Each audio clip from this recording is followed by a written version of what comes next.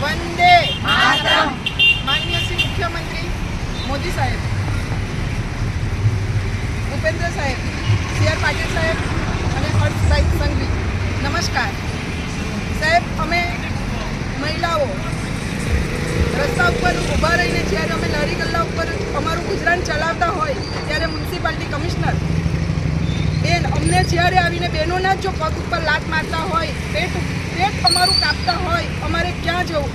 જ્યારે સાહેબ તમે અમને જ્યારે આત્મનિર્ભર કર્યા છે, જ્યારે તમે અમને લોનો આપી છે, અમને રહેવા માટે ઘરો આપ્યા છે, અને સાહેબ જ્યારે અમારા રાતોરાત મ્યુનિસિપાલિટી કોર્પોરેશનમાંથી આવીને જો અમારા ગરદન ઉપર છરી મૂકી દેતા હોય તો અમારે ક્યાં જવું? અમારું ઘરનું ગુજરાન અમારે કેવી રીતે ચલાવવું? અમને કંઈ સમજ પડતી નથી. અમે જ્યાં પણ અમને કહે છે કે અહીંયા જાઓ, ત્યાં જાઓ, અહીંયા જાઓ, ત્યાં જાઓ, અમે બધે જ સાહેબ આજે તમે જ્યારે અમારા લેડીઝોને જ્યારે આત્મનિર્ભર બનાવી છે કે બહેનો તમે આત્મનિર્ભર બનો, તમારા પગ ઉપર અડીખમ ઊભી થાવ, રોજી કમાઓ અને 2 પૈસા કમાઈને તમારું ઘર ગુજરાન ચલાવો. પણ સાહેબ અમારા મ્યુનિસિપાલિટી કમિશનર જ્યારે અમને હકથી જીવવા પણ નથી દેતા. અમે કોઈ ચોરી તો કરતા નથી સાહેબ, અને શાંતિથી અમારું ગુજરાન અમે ચલાવીએ છીએ.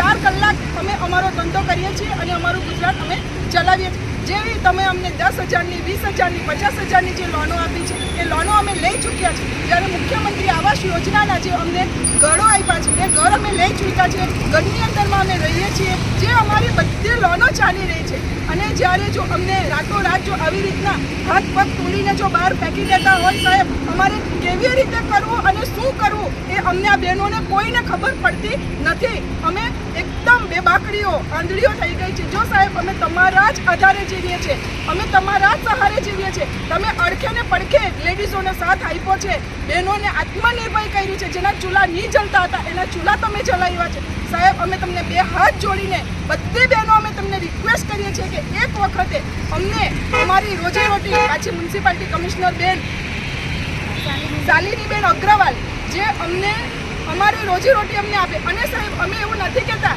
કે અમારે રસ્તા ઉપર જ ઊભી રહેવું છે. અમને તમે જગ્યા ફાળવી આપો. ત્યાં સુધી અમે શું કરવાના? અમે તો ગટ રજડીએ, ગટ ભટકીએ. અમે તો રોજ આમ હાથ ફેલાવીને અમે આમની પાસે જઈએ અને અમે તો એક ભીખ માંગવાના અત્યારે અમને મૂકી દીધા છે સાહેબ. જો અમારી ઉપર સાહેબ દયા કરો અને મ્યુનિસિપાલિટી કમિશનર જે શાલિનીબેન અગ્રવાલને કહો કે જ્યાં સુધી તમે અમને જગ્યા નહીં ફાળવી આપો ત્યાં સુધી અમે જ્યાં મૂકીને ધંધો કરીએ છીએ ત્યાં અમને મૂકીને ધંધો કરવા દો. જે દિવસે તમે અમને જગ્યા ફાળવી આપશો તે દિવસે અમે સ્વૈચ્છિક રીતે અમારો રસ્તો, અમારી જગ્યા અમે છોડી દઈશું અને અમે અમારી રીતના અમારું ગુજરાન ચલાવશું સાહેબ. બસ અમે મોદી સાહેબને આટલી જ બેનો નમ્ર અપીલ કરીએ છીએ કે એક વખત સાહેબ અમારા પડખે ઊભા રહો અને અમને પગભેર કરો. અમારા તો એકદમ જ પગ તૂટી ગયા છે કે અમે લોકો શું કરીએ ને કાં જઈએ એ અમને ખબર પડતી જ નથી. અમે તો પાગલો થઈ ગઈ છે સાહેબ. આજે અમારા લોનના હપ્તાવાળા ઘરે આવે છે.